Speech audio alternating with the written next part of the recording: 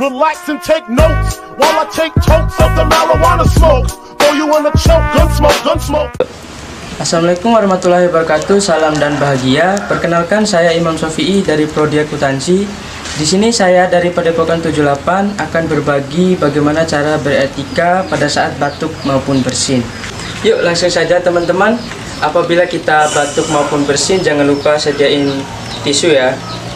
Dan cara makainya, kita nutup hidung dan tidak perlu kita menutup mulut kita.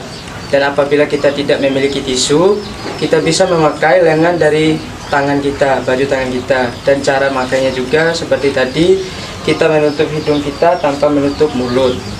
Dan juga pada saat bersin, jangan lupa menjaga jarak dengan kerabat, teman, ataupun saudara kita sejauh minimal 1,5 meter ya guys ya. Dan selanjutnya, tisu yang kita pakai pada saat batuk dan bersin tadi, jangan lupa kita buang di tempat sampah. Dan juga jangan lupa tangan kita dicuci pakai sabun ya teman-teman. Dan juga habis kita batuk maupun bersin, cuci tangan apa segala. Dan tidak lupa juga kita harus memakai masker kembali.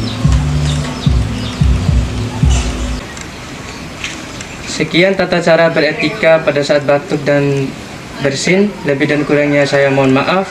Salam dan bahagia.